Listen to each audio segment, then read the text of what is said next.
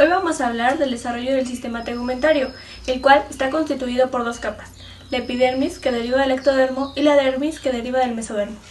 Todo comienza con una capa única de células ectodérmicas, y a medida conforme avanza el desarrollo, estas capas empiezan a aumentar. Al final del primer mes podemos observar una fina y delgada capa de células aplanadas llamadas peridermo.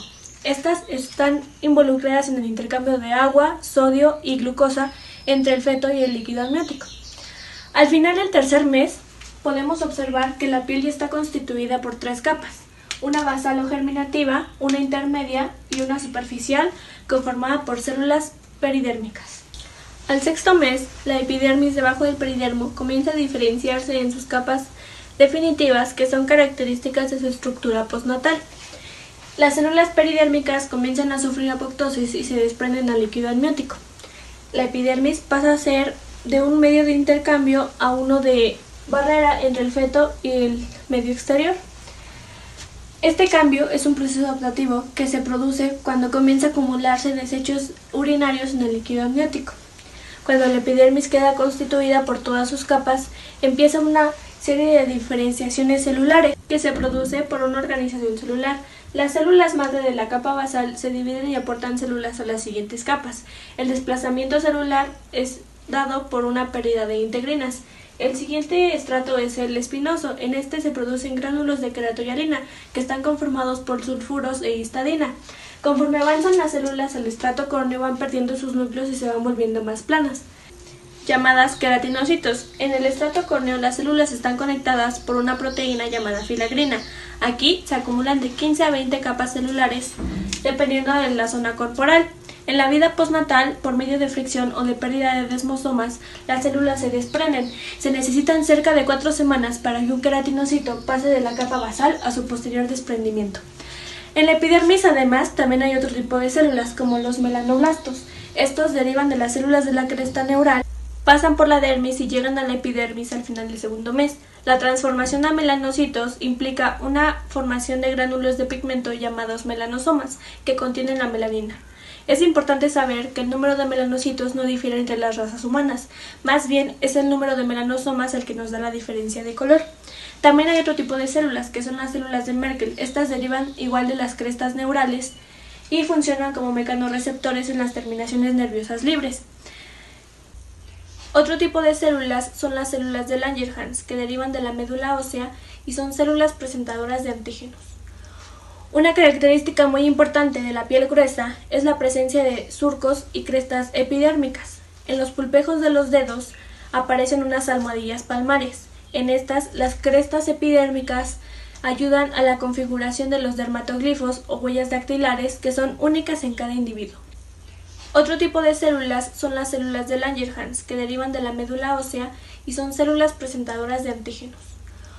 Una característica muy importante de la piel gruesa es la presencia de surcos y crestas epidérmicas. En los pulpejos de los dedos aparecen unas almohadillas palmares. En estas, las crestas epidérmicas ayudan a la configuración de los dermatoglifos o huellas dactilares, que son únicas en cada individuo.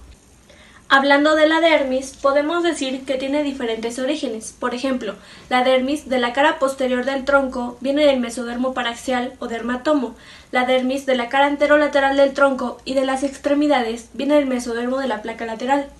Y por último, la dermis de la cara y del cuello viene del ectodermo de la cresta neural. Al inicio del tercer mes podemos observar una diferenciación del tejido mesenquimatoso en fibroblastos. Además, se hace la formación de células del tejido conectivo, como son la colágena tipo 1, tipo 3, la fibrina y la elastina.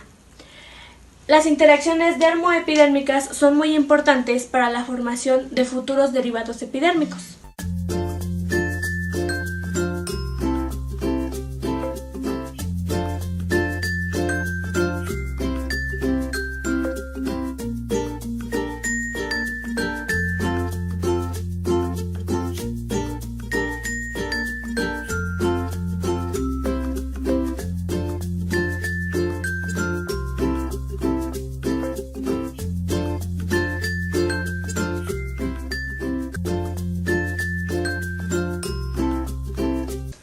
La formación de pelo. El pelo es un derivado epidérmico especializado, resultado de las inducciones de la dermis. Las diferencias entre los tipos de pelo y su localización están involucradas por esta inducción.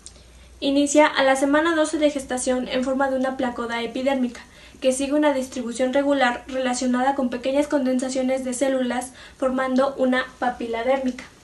Esta induce a la placoda para que se formen las invaginaciones epidérmicas, que al crecer se forma un bulbo piloso que genera al folículo piloso.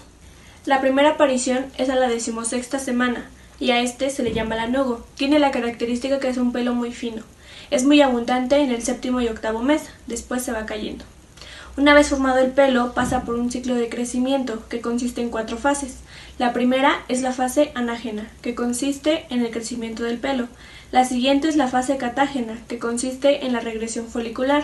La siguiente es la fase telógena, que consiste en un periodo de reposo, y la última es una fase exógena, que consiste en la caída del cabello. El primer pelo en aparecer es el de las cejas, después el del cuero cabelludo, y este tiene un brote cefalocaudal. El desarrollo de la glándula mamaria inicia a partir del crecimiento de unas yemas epiteliales hacia el mesénquima, producidas por respuesta a la inducción de este. Aparecen 2 bandas de engrosamiento ectodérmico, llamadas crestas mamarias. Estas se desplazan a lo largo de la pared ventrolateral del tronco en la 6ª semana. El ectodermo sufre una fragmentación y se forma el primordio de la glándula mamaria. Las yemas epiteliales de la glándula mamaria se asocian con 2 tipos de mesodermo, el fibroblástico y el adiposo. La glándula mamaria es muy sensible a las hormonas. Durante la etapa postnatal, el sistema sencillo de conductos establecido durante el periodo embrionario permanece en ese estado hasta que la glándula se ve expuesta a un cambio hormonal que es producido en el inicio de la pubertad. La última fase del desarrollo de la glándula ocurre durante el embarazo, ya que hormonas como la progesterona, la prolactina y el lactógeno estimulan el desarrollo de alvéolos al final de los sacos ramificados. El desarrollo de las uñas inicia al finalizar el 3er mes, como un engrosamiento epidérmico denominado campo ungueal primario, en la parte dorsal de los dedos. Esto marca el inicio del desarrollo de las uñas. Las células del campo ungueal se expanden proximalmente, socavando la epidermis adyacente. La proliferación de estas células tiene como consecuencia la formación de una matriz proximal. Esta da lugar a la placa ungueal, que crece distalmente para cubrir el lecho de la misma. La placa de la uña está formada por células denominadas hiponiquio. El crecimiento de las uñas alcanza el extremo de los dedos, aproximadamente a la semana 32 en los dedos de las manos y en la semana 36 en los dedos de los pies. Como podemos observar, si existe algún defecto en el desarrollo de la piel o de los anexos, podemos encontrar diferentes patologías como albinismo, ictiosis, hiperkeratosis, psoriasis o mamas supernumerarias, entre otras.